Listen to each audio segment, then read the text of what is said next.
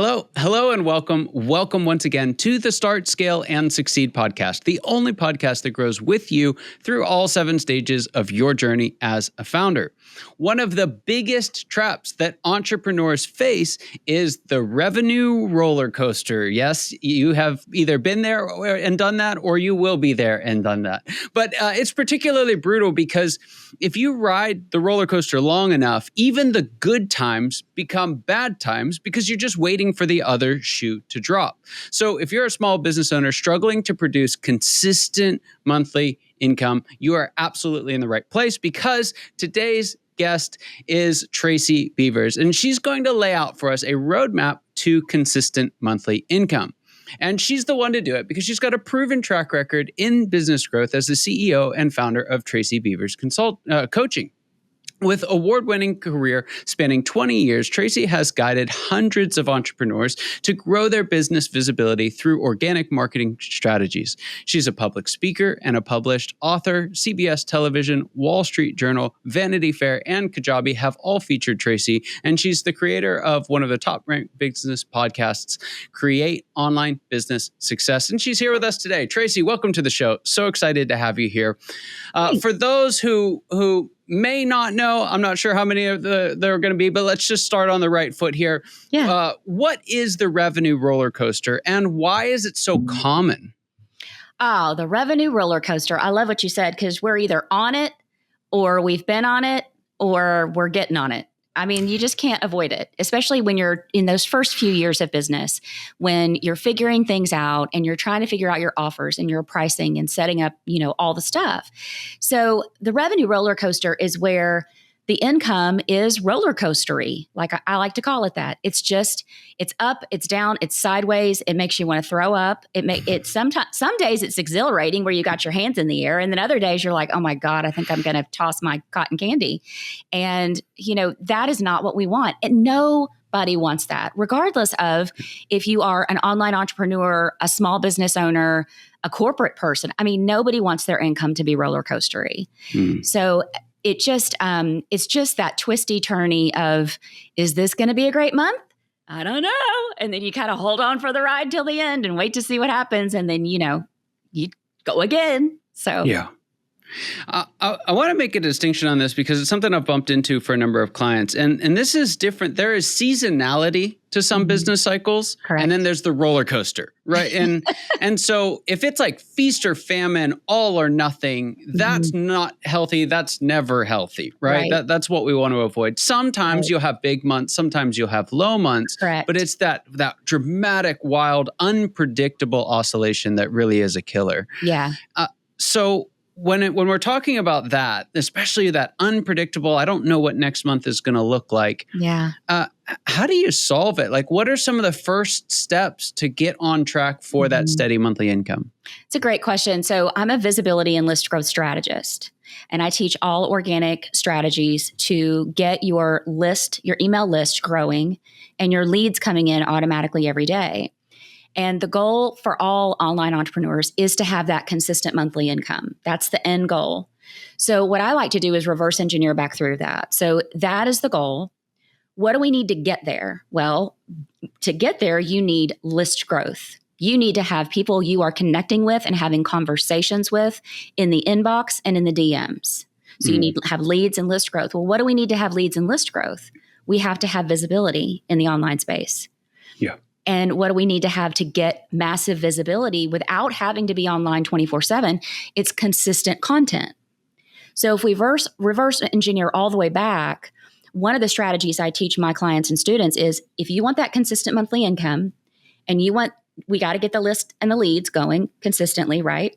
Then we've got to ramp up your visibility to get there. That starts with consistent social media content. Yeah. And that's not sexy. And it's not fun, and it's not the part everybody likes, but it is foundational to allowing you to reach your audience in a very crowded, noisy space. Yeah, I love that. Consistency is the key. One of the things that I've found holds us back is a pretty basic question of like, what do I actually talk about?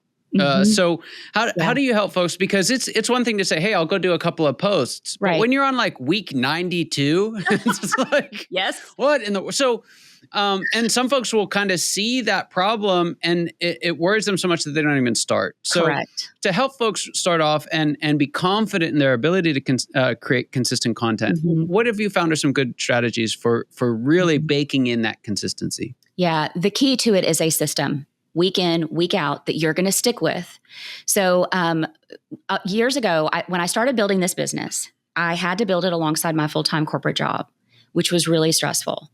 2 busy kids, husband, dog, house, parents, the whole thing, right? And so I did not have as much time as other online entrepreneurs to build my business. So I had to be really smart about what I did. And I knew that having consistent content week in, week out was going to catch the favor of the algorithm, position me as a thought leader to my audience. They were going to start to expect me because I was going to keep showing up. And it's kind of an outwit, outlast, outplay, Survivor Island kind of a thing.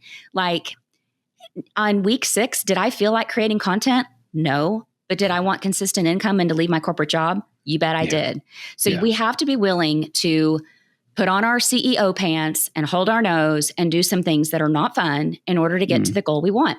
So what saved me in those early years was a system I created for mapping out 90 days of content topics in only 30 minutes. Wow. And it's something that your audience can grab. It's tracybeavers.com/social, just a free training with a guide. But essentially what we're doing is we're visualizing our ideal client, and you're going to brain dump topic ideas, things you know they want to hear. What solution can you provide? What are they looking for? How are they feeling? And you just dump all that out on a piece of paper or a Trello board or a Google Sheet or whatever. And then we take one topic per week. A great topic that I love to talk about is how to have your own free Facebook group be a massive list builder for you. Well, that's my topic for the week. Then I map out another topic. So you try to get in the brain dump, you try to get to 12 topics, because if you take one per week, that's 90 days. And so then what you do, Scott, is you look at that topic idea and I say to myself, what's my regular piece of weekly content? For me, it's a live video. I've been going live every Thursday at 11:30 for years. Did I always feel like it? No, didn't feel like it yesterday, but I did it anyway, right? Because I'm a serious CEO. So I write that one live training script, the hook, the intro, the meat of the training of what I'm going to say about why a free Facebook group's a great idea, and the outro. Then what you do now with AI, listen, I feel like I built this business in the dinosaur age, because ChatGPT wasn't around when I was doing this. And so I would have to physically look at my live script and go, okay, I made 4 points about a free Facebook group. I could make 4 social media posts for each of those points. Now with AI, you write that one thing, you throw it into ChatGPT and you say, hey, can you write me 2 to 3 social media posts about what I'm going to present on live? And there you go. You've got your live that you're going to do. Or maybe you like to do a podcast. I love that you do a podcast. Or maybe that person's regular piece of weekly content is a blog. So you just write that one piece. Then you let your friend AI get you some social media posts about it, throw on some graphics. So then you're going to go live. That's one thing you could do that week. You've got 2 to 3 social media posts that you've had help writing. You could write about 10 minutes. Then if you toss in a lead magnet or 2, look at what you got. All of a sudden, I've got 7 fingers. I have 6 fingers holding up. Sorry. But yeah, so all of a sudden you wrote one thing based on one topic, and you've got everything you need for the week, and you can email your list what you just wrote. My Tuesday email to my list is, hey, Scott, this is what I'm going to talk about live on Thursday. Here's what you're going to hear. Here's what you're going to learn. Here's the link to join me. Awesome. My email on Friday is, hey, Scott, did you miss the live training yesterday? This is what happened. This is what you missed. Here's the replay link. I mean, don't make it difficult. Don't make it difficult. And when you get to the end of the 90 days, you can turn around and go back to week 1, look at what performed well, rework it a little bit, and throw it back out there, because nobody's going to remember what you did 90 days ago. Yeah. And this is just going to get you started until you get some chops under you and you get that muscle going and you get more ideas rolling in. And it really is just going to take the pressure off. Yeah. There's a couple of things I love about that. One is separating what you're going to write about or talk about from writing about it and talking about it. when you can lay those all out in advance, the whole writer's block of like, sit down, I don't know what to do, right? Yeah. You have at least a topic to start with, which is like everything. It's like showing up at the gym, it's almost impossible to get there. But if you can get through the first 5 minutes, you're golden, right? Right. So I love that. There's another thing that you slipped in a little nugget there that's easy to miss. And you said, because I'm a serious CEO. Yes. And that's a big deal because a lot of folks, especially when they're just starting out, they might think of themselves as an entrepreneur, right? Yeah. But a serious CEO, how did you come to that conclusion? And at what point in the game can we think of ourselves as a serious CEO? I came to that conclusion. First of all, I had to decide, did I want to build this online business? Because I was going to have to build it alongside my corporate job. And that was going to have to go on for probably a year, because I knew I could not leave corporate without some sort of money in the bank, in my business bank accounts. I just knew that was not going to work for me. So I had to decide, how serious was I about this? The serious CEO part, I think, happened for me right around the time I was able to leave the corporate job. It was about a year and a half later, because that's when I knew, okay, Tracy, if you're not ever going to go back to work for anybody else, you have to rise to the occasion, be the CEO that you always wanted to be when you were in corporate, run your business, and have the confidence to do so, even on days when you don't feel like it. One of the things that will derail an online entrepreneur, like we're talking about, is, and I made this mistake, is looking at that topic that you've got scheduled for the week and saying to yourself, I don't want to talk about that again. I'll find another topic. Well, no, you won't. Days will pass. You won't come up with a new topic. And the next week will pass and you've lost your consistency. Yep. And so that's where the serious CEO part comes in. And I think I have a little bit of masculine energy when it comes to business, because I kind of just have to say, well, how bad do you want it? Yeah. How bad do you want to build a business? Do you want to have a hobby? That's fine. If you want to keep it a hobby, a side hustle, extra income, totally fine. But if I have somebody telling me, Tracy, I have to do this and make it fly, or I have to go get a job and I don't want to do that, then my question is, all right, are you willing to do some of the things that we don't like in order to get what you want? Yeah. So that's where that part comes in. Yeah. I love it. So good. So I want to jump to the next step here. And you talked about creating consistent content and then building up a list.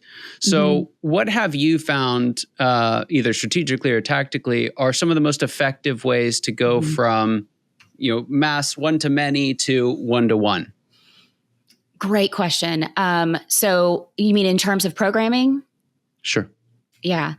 So I think a lot of people start out one-to-one. I did. I didn't know exactly what I wanted to offer. I didn't know if I was going to want to offer an online course or group coaching or anything like that. So I just started one-to-one. But at some stage, that's not scalable because there's only one of me, and I do not want to be on Zoom calls 8 hours a day, Monday to Friday. I wanted to put some bumpers around my time and see clients on Tuesdays, Wednesdays, and Thursdays. Mondays and Fridays were for content creation or running errands or, whatever else I needed to do.